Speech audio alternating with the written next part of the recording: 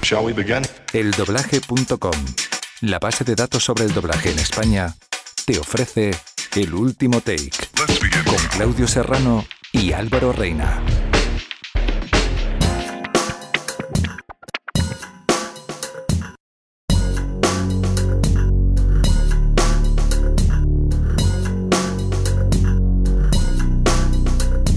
Hola familia, ¿qué tal? ¿Cómo estáis? Esto es El Último Take, el podcast sobre locución y doblaje en el que seguimos aprendiendo en estos tiempos en los que estamos cada uno en nuestra casa. Yo soy Álvaro Reina. Claudio Serrano, ¿qué tal?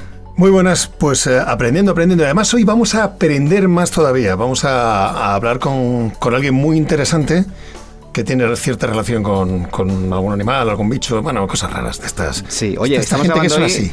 Estamos grabando en el día después del fin de semana en el que te mandé un mensaje de WhatsApp diciendo mira lo que he hecho en una ida de olla. Sabes que me ha echado la bronca tu señora, ¿no? Sí. Por dejarte cantar el rap, ¿no? Ya, tío, pero es que... ¿Qué hago yo ahora cuando vaya a tu casa? Pero este programa... No, ponte en mi lugar, tenía que tener un rap oficial, tío. Es que era una necesidad, no lo sabíamos. Pues yo me vino una... Pero el rap ya está pasado de moda, tío. Ahora es un trap. Por eso precisamente. O sea, que te vas a por el trap ahora.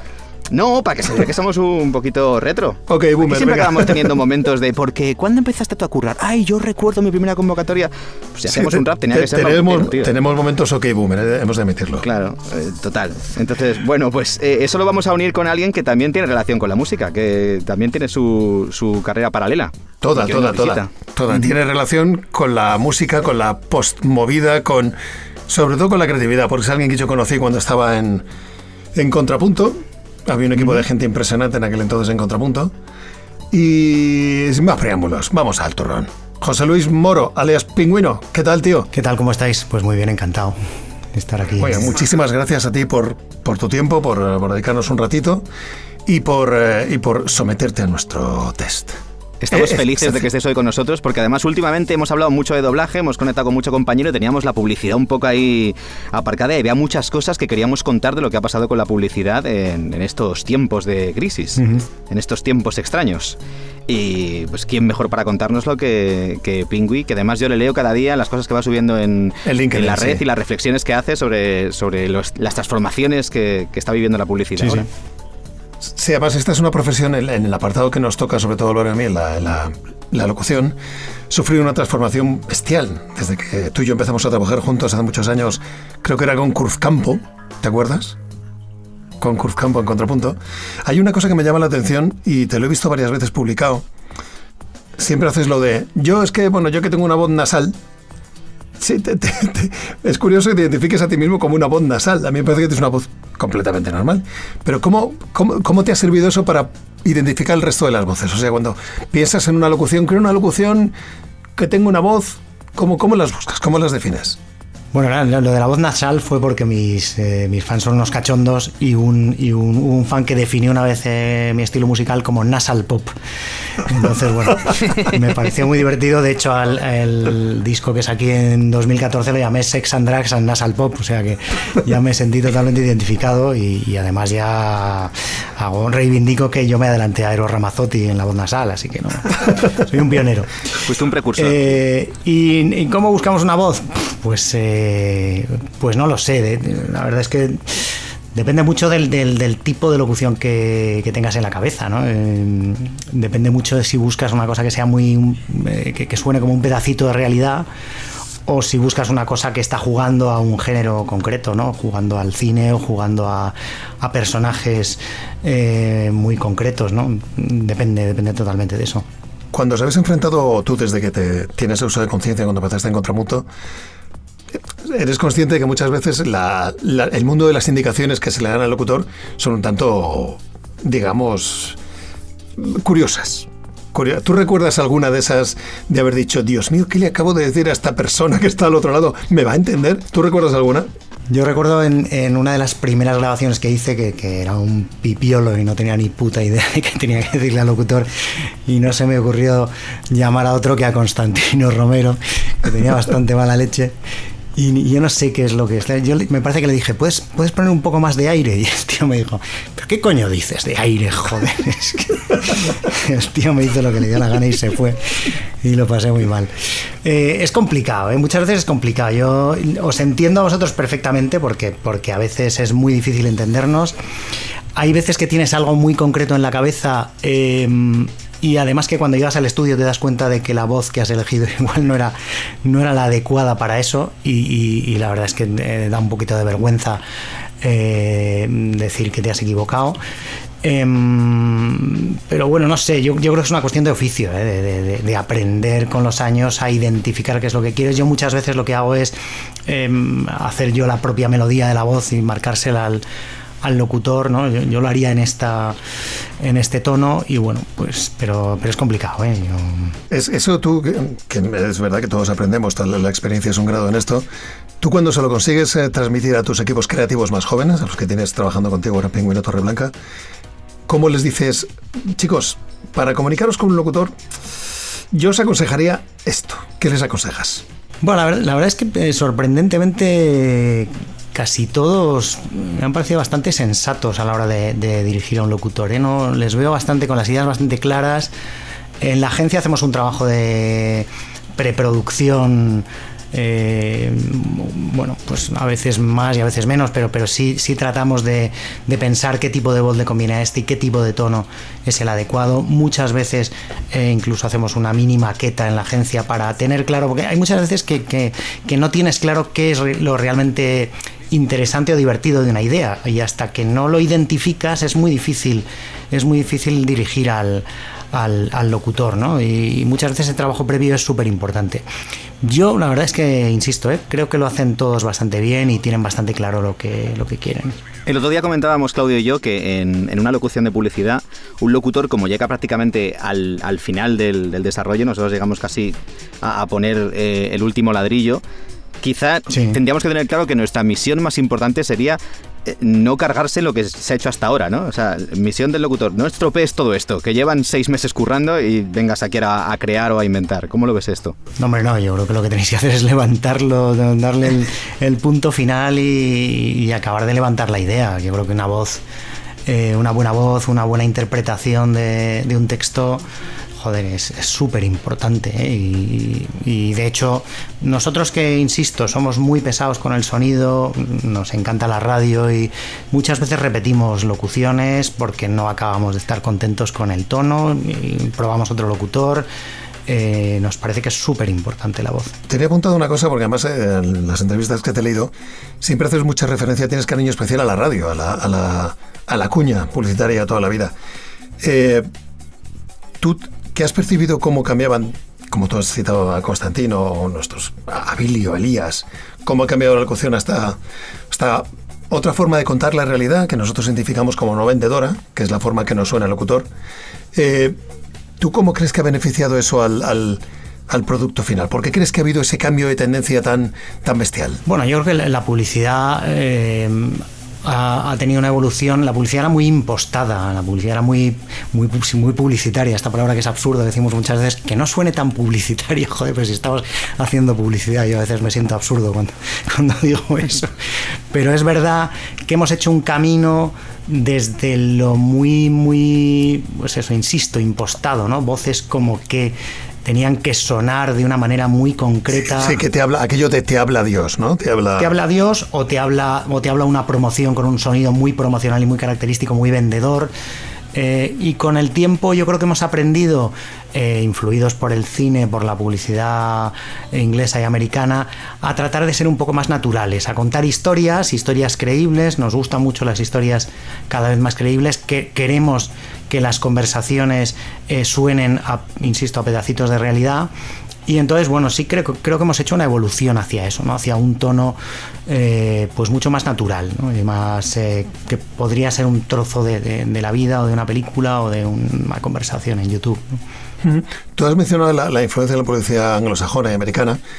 ¿Crees que también ha tenido influencia en esto la influencia de la cantidad de creativos argentinos y brasileños que vinieron hace años? Yo creo que sobre todo en la parte más de voz y de textos, sobre todo argentinos, ¿no? Que escriben Los argentinos escriben muy bien, tienen una manera de decir las cosas, tienen una capacidad de emocionar a la vez que divierten, y en esto nos han enseñado muchísimo, ¿no? Toda la publicidad maravillosa que se está haciendo o que se ha hecho estos años de Campofrío, Ikea, que ha hecho Macán, tiene una escuela argentina que han sabido aprender muy bien, ¿no? Y esa mezcla que es muy bonita entre la emoción pero con puntos de humor, yo creo que la hemos aprendido los argentinos, y los argentinos nos han enseñado mucho también del tratamiento de la voz, ¿no? De esa forma como muy informal de hablar, ¿no? Muy divertida, pero que no es voy a ser divertido, lo es porque está interpretado bien, ¿no? Esa relación que ha habido un poco simbiótica entre la locución en la publicidad y el doblaje, que ha habido épocas en las que la publicidad ha bebido mucho de voces que se han hecho populares en películas o en series. ¿Eso cómo lo habéis vivido? O sea, ¿eso era una reflexión, algo que ocurría, o venía más del cliente, venía de la agencia? No, bueno, en mi caso, porque no sé mucho sobre los demás, en mi caso venía un poco, bueno, pues de que encontraba voces que me gustaban. Al principio de mi carrera, además, era un obseso de imitar cosas, ¿no? Yo me acuerdo con Expediente X, yo quería imitar todo el rato y llamaba todo el rato a Laura y a Lorenzo. Sí. Y incluso al que hacía la voz, que yo creo que murió, el que hacía la voz de oficinas centrales del FBI, ese tío me encantaba, ¿no? Ese tipo de voces, ese tipo de clichés sonoros, los trataba de imitar muchas veces. Entonces, y luego lo que sí se ha dado es voces que hemos descubierto en el doblaje, incluso voces que ya existían, pero que de repente con un personaje concreto tenían un matiz diferente, y decías, joder, cómo mola esto, y luego decías, joder, pues sí, he currado con este tío, pero este matiz me encanta. Y el doblaje en eso a mí me parece súper valioso, ¿no? Yo la verdad es que soy muy poco fundamentalista de la versión original. Veo cosas en versión original porque de repente me gustan el acento que tienen los Peaky Blinders, me gusta verlo en versión original, pero veo muchísimo series y cine doblado porque también me encanta mirar la pantalla y no leer subtítulos. O sea que, y se descubren muchísimas voces así, ¿eh? ¿Es un plus para un locutor de publicidad que también haga doblaje? No tiene por qué, no tiene por qué. Lo que sí es verdad es que muchas veces a la hora de buscar una voz, yo no me fío mucho de las referencias publicitarias, y suelo buscar qué ha hecho en doblaje, porque a veces, muchas veces hay como ejemplos publicitarios que son muy promocioneros, que es una voz como muy impostada, y de repente ese locutor tiene otro registro mucho más natural que encaja mejor para lo que estoy buscando, y eso lo encuentro en un doblaje. Me gusta asegurarme muchas veces de que esa voz es versátil y lo puede hacer todo. Eso me lleva a otro punto que también te quería preguntar. ¿Cómo valoras, en vuestro proceso de selección de voces a través de los estudios con los que trabajéis o incluso en casa, cómo valoráis una buena demo? ¿Qué es para ti una buena demo de un locutor? ¿Qué debe tener? Bueno, yo creo que eso lo habéis hecho muy bien vosotros con lo de que no suena locutor, ¿no? Está natural, no me acuerdo cómo es, vendedor y tal. Me parece que está muy bien porque hay una gama de todo lo que puede hacer ese personaje o esa voz, que me parece que funciona muy bien. Hay veces que el problema es ese, que te encuentras que te mandan un casting, hay una toma determinada y dices, pues que esto no sé si me sirve, necesito más material de este tío para valorar su capacidad de adaptarse a lo que yo busco en este momento, ¿no? Y hay voces muy naturales que de repente no saben interpretar, que creo que es uno de los problemas que estamos teniendo últimamente, ¿no? La obsesión de buscar voces naturales nos ha llevado a encontrar gente que no sabe interpretar. Entonces igual sabe hacer una cosa muy concreta pero no sabe hacer otra cosa, ¿no? Y en eso yo creo que la experiencia del doblaje es muy útil, ¿eh? Lo ideal sería tener muchas demos muy diferentes, ¿no? A lo mejor cortitas, pero con diferentes... Yo creo que sí, ¿Tú has calculado qué media puedes hacer? Porque sí que es verdad que la publicidad durante mucho tiempo ha hablado exclusivamente o mayoritariamente con voces masculinas, pero ahora ha habido un cambio de tendencia. Es verdad que hay más voces femeninas, que es lógico. ¿Tú por qué crees que ha habido este mercado en el que la voz femenina nunca terminaba de entrar para anunciar un banco o un coche o algo supuestamente muy masculino. ¿Por qué crees que no entraban las voces femeninas ahí? Bueno, había una serie de clichés un poco absurdos de yo qué sé, los coches, los bancos, había determinados productos que como que había una especie de mantra de necesitas que te convenza una voz masculina para esto, porque yo creo que eso ha cambiado a la par que ha cambiado el mundo, ¿no? Y de repente pues afortunadamente el mundo es cada vez más igualitario para hombres y mujeres, y las mujeres, bueno, pues también en esto empiezan a tener, no digo yo las mismas oportunidades, pero tienen bastantes más que antes, desde luego. Y luego muchas veces es una búsqueda de la originalidad, ¿eh? Esto también es una discusión recurrente en nuestro caso, ¿no? Cuando tenemos una peli, joder, pues tío o tía, pues yo me la imaginaba con un tío, pero joder, igual de repente mola con una tía y tal, y esta conversación, y ahora yo creo que es muy natural el proceso de elección de, joder, pues es que igual mola con una tía, no hay ningún tipo de norma que te obligue a hacerlo con hombre o con mujer, ¿no? Sí nos pasa, y es una obsesión, que para determinados registros de humor tiene que ser un hombre. Esto no es un problema de la voz, es un problema también a la hora de hacer una peli, de tener una situación. Hay determinados puntos de humor en el que ver el sufrimiento en un tío, el dolor es humor, y el dolor en un tío es mucho más divertido que en una tía, ¿no? Entonces, de repente, en la parte de humor yo creo que hay mucho más hombre, pero por una razón muy clara, y es que es más divertido. ¿Puede ser que en la publicidad que hemos visto en estas últimas semanas, durante el confinamiento, haya habido un aumento todavía mayor de voces femeninas? Yo hacía ese análisis el otro día viendo un par de pausas de publicidad. Pues sí, puede ser. Hombre, yo creo que al final, bueno, pues las voces femeninas tienen esa capacidad de transmitirte un poquito más de calma, de sensatez, y yo creo que por ahí, dentro de lo igual que está siendo toda la publicidad estos días, que es un poco dramático. Yo el otro día, no sé a quién se lo contaba, que me escuché 20 minutos de la SER por la mañana y hoy más que nunca lo oí en 4 cuñas diferentes. Sí. O sea, hay como determinadas frases que se repiten una y otra vez, ¿no? Es un poco triste. Sí. Ahora en esta época tan peculiar que nos está tocando vivir, tan histórica, vosotros habéis tú has usado siempre, desde Pingüino también, mucho el humor como una forma de comunicar, además yo creo muy acertadamente, y de la que soy completamente fan. ¿Vienen tiempos difíciles para el humor en la publicidad? Bueno, el humor nunca lo ha tenido fácil, ¿eh?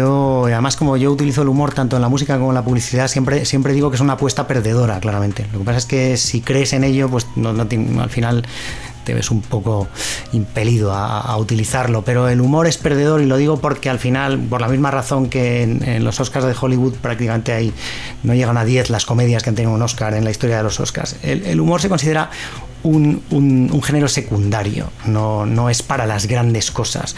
La publicidad con mayúsculas, que es una expresión que detesto mucho, no tiene humor. Entonces, pero por otro lado, el humor es una herramienta maravillosa para comunicar. Es mucho más rápido que cualquier otra cosa. Bueno, es más rápido asustar, lo sabe muy bien Securitas Direct, pero si quieres convencer a alguien de algo, primero está el miedo, que es muy rápido, si tienes huevos de utilizarlo y no te importa lo que piense la gente, y yo creo que en segundo lugar está el humor. Y utilizamos mucho el humor por eso, porque es una herramienta muy rápida, y luego porque yo siempre digo que es la forma más honesta de hacer publicidad. Yo creo que la publicidad, que al final no deja de ser intentar venderte algo que a veces no necesita la gente, bueno, pues el humor es una forma de decir, oye, a ver, los dos sabemos que esto no lo necesitas, por lo menos, y que te estoy dando el coñazo, por lo menos voy a hacerte que te vayas con una sonrisa a casa hoy. Y ya está. Y luego si me compras bien, y si no, nada. ¿Cómo habéis llevado esto de al no poder rodar, tener que tirar otra vez de imágenes de archivo o de animaciones? Algo de lo que he visto que eres defensor, además, de tirar de la animación. Sí, bueno, hombre, la animación es que estos días que está siendo tan complicado encontrar imágenes, porque al final la imagen de archivo, pues hombre, hay cosas, pero es muy limitada. Sobre todo pero puede que te pase como en la radio, que de repente digas, hoy más que nunca, y uses un plano de una pareja agarrándose de la mano y haya salido ya en otra peli. Te puede pasar. Es que se están repitiendo muchos planos. Fíjate, para el humor, nosotros cuando empezamos con Pingüino Torreblanca hace 6 años ya, tiramos muchísimo de imagen de archivo, porque no teníamos clientes que nos dieran dinero para rodar. y tiramos mucho de humor y hicimos cosas muy divertidas. Para las cosas serias la imagen de archivo es mucho más complicada, porque al final los recursos son muy limitados, y por eso la animación, que en España se utiliza muy poco, pero hombre, también tiene un problema. Si es una animación currada necesita tiempo también, pero yo creo que es un recurso que, joder, que bien utilizado es súper chulo, muy bonito, capaz, puedes comunicar cualquier cosa con él. Y no sé, debería utilizarse mucho más de lo que se utiliza. Al estar tan limitados y no poder rodar, en este caso la voz se hace más necesaria, menos necesaria, se puede jugar más con ella. Se hace súper necesaria, muchas veces, porque antes, claro, cuando tú sabes que puedes pensar cualquier idea, porque vas a poder rodar cualquier idea, puedes empezar incluso por la imagen. Ahora es mucho más normal, por lo menos en nuestro caso, yo estoy convencido, muchos compañeros trabajan igual, arrancar por el discurso. ¿Qué voy a decir? ¿Y qué palabras voy a utilizar para decirlas? Y luego a ver con qué lo pinto esto. Pero la palabra y el texto tienen una importancia vital. ¿Tenéis una previsión de por dónde van los tiros ahora? ¿Qué va a pasar con la publicidad en este nuevo mundo post-COVID? Bueno, la verdad es que yo soy malísimo prediciendo el futuro. Yo creo que, a ver, lo que se viene es una etapa durísima de crisis económica, en la que, bueno, pues va a haber que ser un poco cuidadoso con los mensajes, con las cosas que decimos. Por otra parte, va a haber que aguzar mucho el ingenio. No creo que vengan tiempos difíciles para el humor, porque aunque no se van a poder hacer bromas de cualquier cosa, pero habrá que ser muy ingenioso a la hora de comunicar, y creo que el humor puede servir. Ya tenemos un protocolo de cómo se puede rodar publicidad y cualquier cosa, y bueno, pues se puede. Hay muchas cosas que no se pueden hacer, va a ser mucho más complicado, pero yo espero que empecemos a ver cosas rodadas bonitas pronto. Tú como has estado en grandes estructuras como Contrapunto, como Remo, y ahora Pingüino, que sois un poquito más, de hecho que eres unos 20 más o menos, una pequeña gran familia, ¿notas la libertad creativa cuando la estructura es mucho más pequeña, mucho más dinámica? Absolutamente. Bueno, Remo nunca, bueno, sí, un momento en el que llegamos a ser 60 o 70 y tal. El tamaño, ser pequeño y flexible ayuda muchísimo a ser libre a la hora de, sobre todo a la hora de decidir, ¿no? Decir qué quiero hacer con esta empresa que he montado. ¿Qué compromisos tengo? Pues nosotros tenemos muy pocos. Nuestro compromiso es la gente con la que trabajamos, e intentar mantenerla todo lo que podamos, porque son nuestro equipo y porque les queremos, pero no tenemos que rendir cuentas ante nadie ni dar unos beneficios. Entonces eso te ayuda, bueno, pues a dedicar el trabajo que te dé la gana al proyecto que te dé la gana, a involucrarte en proyectos que a veces son muy poco rentables pero te apetecen, y creativamente da mucha tranquilidad. Ha habido un cambio en las estructuras desde hace tiempo. Ya muchas agencias tienen sus propios montadores de imagen. Ya es más fácil el acceso también a la tecnología para montar maquetas, simplemente, que a lo mejor incluso maquetas que luego, una vez, digamos, puestas un poquito en color, ya pueden salir al aire para redes sociales, televisión, lo que sea. Como se ha democratizado el acceso a todo eso, ¿tú ves factible que, igual que otras agencias han montado su propio estudio de sonido, ¿por qué no Pingüino el día de mañana monte su estudio dentro de la agencia? Pues ¿lo ves factible o no? Puede ser. Bueno, en Remo tuvimos un estudio de sonido en la agencia, y yo la verdad es que creo que no es demasiado rentable, la verdad. No, o sea, podríamos haberlo montado. Nosotros hacemos muchísimo sonido, mucho trabajo propio, pero la verdad es que nos sentimos muy cómodos yendo a un estudio profesional, y bueno, si tenemos que hacer alguna prueba, la hacemos en plan casero, grabándonos con el móvil, y para presentar a un cliente es perfectamente válido, y no nos sentimos cómodos con un estudio profesional de momento. Tirando de esas pruebas que de repente a lo mejor has grabado tú la locución para hacer una prueba, ¿te ha pasado alguna vez que has llegado al cliente, ha hecho el cliente, vale, me gusta tal y me gusta esta voz? Y has dicho tú, no, espera, no, yo no. ¿Te ha pasado? Muchísimo. Eso es peligrosísimo, lo de utilizar tu propia voz, porque al final pasa exactamente lo mismo con las músicas. Son trampas mortales. Cuando montas una maqueta con Let It Be, pues ya, macho, Te puede dar, porque eso es que no se te quita de la cabeza y es dificilísimo luego ponerle otra música. Y con las voces pasa igual. Yo he tenido, tuve un enorme problema, por ejemplo, con Acierto, que es una campaña, es un cliente que teníamos en Remo, que ganamos en un concurso y yo me hice la maqueta con la que ganamos el concurso. Y el cliente es que quería solo mi voz y me pasó 2 veces de convocar a un locutor, tenerle 1 hora y media y al final el cliente dice no, si es que quiero que lo hagas tú. Pasando muchísima vergüenza porque yo hay determinadas locuciones que creo que puedo dar la talla, muy sencillas y tal, pero este rollo que era un poco carrusel deportivo yo no era el más adecuado para hacerlo y nada, no hubo manera de despegarme de aquello. Claro, ten en cuenta que hay una parte, y esto lo hemos hablado Álvaro y yo en algunos de los podcasts, yo creo que parte de la cambio de tendencia, aparte por la influencia de la cultura, los nuevos hábitos, el cambio de tendencia de la voz más habitual al que nos suena el locutor, también nosotros lo analizábamos y hablábamos con muchos compañeros, siempre dijimos, bueno, quizás que nosotros cuando trabajábamos mucho las maquetas, ¿vale?, no nos dimos cuenta de que se nos estaban escapando por precio, porque todo el mundo iba apretando al final el precio de, oye, quiero presentarme a este concurso, pero no puedo gastar tanto, ¿vale? Y sí que creo que nos hemos perjudicado a nosotros mismos saliendo también del oído del cliente final, ¿sabes? Ha habido veces que ha sido un movimiento muy poco hábil por nuestra parte, y yo ahora cuando colaboro, y a Álvaro le pasa igual, hemos hablado con agencias, oye, mira, vamos un poco apretados, pero no te preocupes. Todos nos apretamos para que todos entremos en el oído y en el gusto del cliente. Y eso es algo que creo que hemos de reconocer que hemos estado lentos. Los locutores hemos estado muy lentos. Sí, puede ser. Es verdad que muchas veces la razón es esa, que no hay dinero para hacer una maqueta. Igual que las maquetas también se hacían antes fuera de la agencia y ahora las hacemos casi todas dentro de la agencia, y pues hay muchas cosas, y con la voz pasa igual. Hay veces, insisto, que determinadas cosas pues se defienden, pero hay otras que no se utiliza una voz profesional por un tema de dinero, sí, totalmente. ¿Temes, igual que las voces han estado o hemos estado encasillados durante mucho tiempo con voz grave, ¿no? Voz institucional, voz tal, ¿temes que os pudiera pasar a vosotros, a Pingüino? No, estos son muy de... Quiero decir, Ana, habéis hecho una campaña, por ejemplo, para el Corte Inglés hace tiempo, que es magnífica, con una música estupenda, y de repente ahí pasáis a hacer algo completamente en humor. ¿Temes que algún cliente no entienda que seas capaz de hacer las 2 cosas? Bueno, yo creo que es inevitable que te encasillen, es inevitable.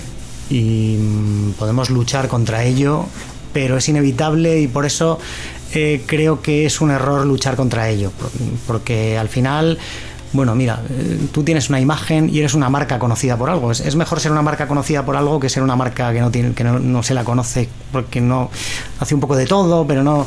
Entonces sí es verdad que nos ha pasado, que de repente se nos identifica con el humor. Nos pasaba mucho al principio de montar la agencia, que claro, decían, pues sí, vosotros hacéis cosas pequeñitas muy, muy divertidas, pero yo no os doy pasta para un proyecto grande. Claro, esto es terrible, ¿no? Hasta que conseguimos dar ese paso, pues hubo que esforzarse mucho, ¿no?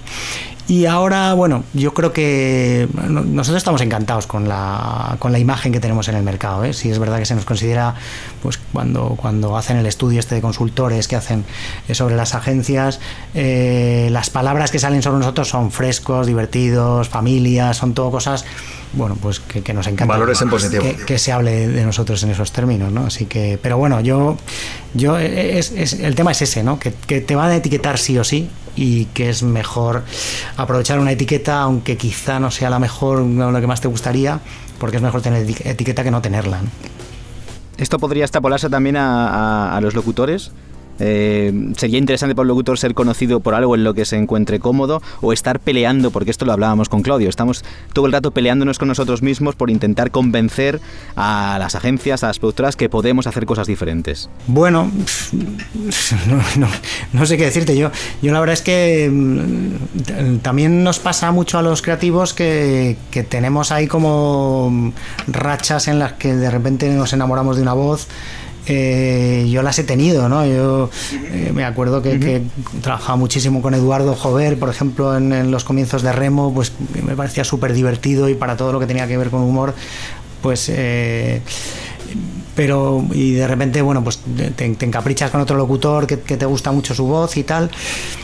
Yo tampoco creo que sea tan importante demostrar que vales para todo. Yo, hombre, salvo que te encasillen y solo puedas hacer de hombre lobo o algo así, una cosa que no salga nunca, pero bueno, no creo que sea malo tener una cosa que se sabe que haces bien, ¿no? Qué bueno.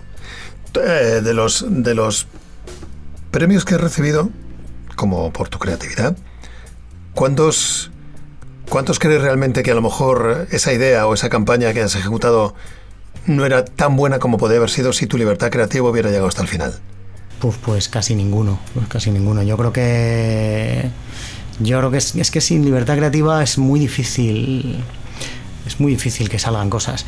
Y la libertad creativa hay que entenderla bien, ¿eh? Yo creo que la libertad creativa surge muchas veces de una falta de libertad en otras cosas. O sea, cuando tienes un briefing que está súper cerrado, en el que hay muchísimas cosas que no se pueden hacer, pero una vez sabido eso te dicen, vale, y ahora con todas estas normas y todas estas reglas, ahora tira. Si a partir de ese momento hay libertad, los límites son incluso buenos porque te obligan a buscar una solución original. Lo que es malo es cuando pues tienes todo el rato cortapisas o filtros que ponen una pega detrás de otra, pero entonces es muy complicado hacerlo bien. Yo casi todas las cosas así de las que me siento orgulloso y que han tenido premio han surgido muchas, pues eso, de momentos de libertad, incluso de improvisación en el estudio, de cosas que han surgido fuera de briefing. Eso siempre ayuda mucho. Hay determinados productos a los que parece que es muy difícil llegar con ideas creativas. Hay como unos muros que no se pueden romper. Estoy pensando, no sé, en detergentes, o hay como cosas muy difíciles, ¿no? Que parece que hay un estándar y pasan los años y sigue siendo el mismo código. Sí, bueno, no tendría por qué. Fíjate que Procter & Gamble es uno de los anunciantes más creativos supuestamente en este momento. Tiene todo tipo de productos, pero el año pasado no, creo que fue el anterior, el Gran Premio de Cannes lo ganó una campaña de Tide, del detergente Tide, que la protagonizaba el sheriff de Stranger Things, que es súper divertida. O sea que yo creo que ningún producto, no sé, partidos políticos, pero ese sería el límite, partidos políticos. Pero hasta el resto, hasta ahí se pueden hacer cosas. O sea que Shackleton hizo cosas muy divertidas con el PP. No sé, me parece que incluso las cosas que parece que es imposible, la creatividad les puede aportar algo. Y de hecho me parece que el ejemplo de Tide es muy bueno, ¿no? Cuando llegas a un páramo, que es el mundo ese en el que nadie hace nada porque todos lo hacen todo igual, y eso Procter lo ha hecho muy bien, pues lo hizo con All Spice, por ejemplo. Pues de repente en el mundo del desodorante, que todos son iguales, de ponte esto para oler bien, y a unos tíos empiezan a hacer una cosa que es totalmente loca y arrasan en el mercado. O sea que ese fue un golpe de efecto bueno, ¿eh? Absoluto, claro.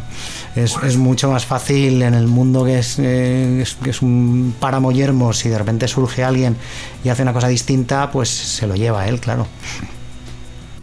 No hay ningún producto que digas, uy, esto como nos llegue, no sé cómo lo vamos a torear. No, o sea, lo que más miedo nos da son esos partidos políticos. Incluso hemos dicho que no a un par de ellos, porque al final, no por nada, sino porque al final, bueno, son estructuras muy complicadas en las que la libertad creativa yo creo que es compleja, porque hay muchísimos compromisos y luego encima son clientes que necesitas muchísimo trabajo para al final igual salga una cosa que no tiene que ver con lo que tú presentaste, y encima todos te acusan de, joder, ese trabaja para tal.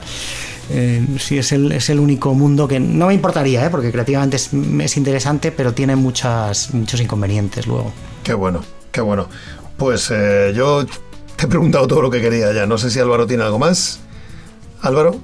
No, estaba pensando en un paralelismo, ¿no? Porque este debate interno tenemos entre los locutores, entre nosotros, y siempre acabamos a ese punto, ¿no? Cuando decimos, Pepe, tú, ¿qué es lo que cuando te llaman dices, uy, es que esta campaña no sé si hacerla? Y acabamos hablando también muchas veces de campañas políticas, ¿no? Acaba a ser el punto de... Sí, yo me he escaqueado. Yo recuerdo que... Sí, yo recuerdo entrar a un estudio a grabar una publicidad y entonces pues llegan de la agencia y digo, oye, bueno, ¿qué vamos a hacer hoy? Y me dice, no, tenemos 4 cuñas de Vox. Y digo, ¿perdona? Y dice, no, de Bosch, del... digo, vale, pero hubo un momento de tensión ahí, de decir, ostras, que nos estamos metiendo. Miedo, ¿no? Una buena pronunciación. O sea, al final llegamos al mismo punto, ¿no? Sí, no es lo mismo, Bueno, pues José Luis, tío. Pues yo acabaría pidiendo el consejo que pedimos Exacto. habitualmente, ¿no, Claudio? Yo creo que con la experiencia que tiene Pingüi nos puede dar una visión de... ¿Qué consejo tendrías para los locutores de cara al futuro? ¿Dónde crees que podríamos echar el resto? ¿Dónde poner el foco? No sé, yo insisto que soy malísimo para... Cada vez que me preguntan ¿cómo va a estar la publicidad dentro de 5 años? No tengo ni puta idea. O sea, yo te puedo decir el mes que viene igual, pero... no lo sé. Ponemos las pilas el mes que viene, los locutores. No lo sé. Yo creo que, bueno, pues que seguirá el mundo digital, que es al que estamos abocados.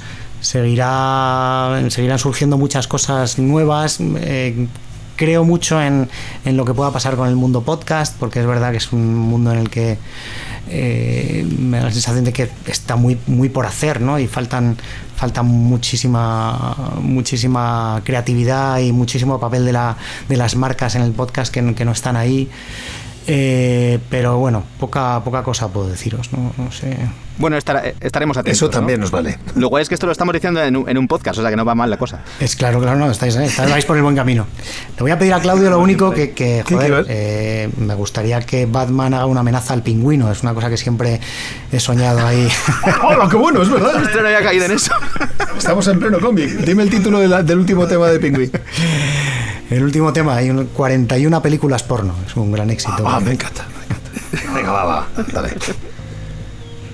Oye, maldito pingüino, no quiero ver en ninguna plataforma ni en ningún videoclub de Gotham esa cancioncilla tuya. 41 películas porno. Maldito. Qué maravilla, tío. Qué bien traído. Sí, señor. Muchísimas gracias. Teo, muchísimas gracias. Es un placer. Espero que nos veamos pronto ya fuera de esto, en los estudios como Dios manda. Y muchísima suerte con Pingüino Torreblanca, que sigáis teniendo éxitos y que sigáis creciendo ordenada y bien. Muy bien. Muchísimas gracias a vosotros. Un placer enorme. Muchas gracias por estar aquí. Seguimos pendientes de volver a vernos y mientras tanto te seguimos leyendo, que hay cosas muy interesantes que vas contándonos en la red. Genial. Sí. Hasta luego, vaya bonito. hasta luego. Qué bueno, Claudio, no habíamos caído en esto del pingüino y Batman, tío. No, tío, no, qué bueno. Vamos a tener que entrevistar a alguien que se llame Joker o Dos Caras ahora. ¿Cómo lo hacemos? Siempre se aprende. Pues hasta aquí Tenemos el que último buscar a take, ¿no? alguien. Sí, dentro de nada volvemos con más. Ok, hasta porque el hemos siguiente. acabado por hoy. Venga, hasta luego.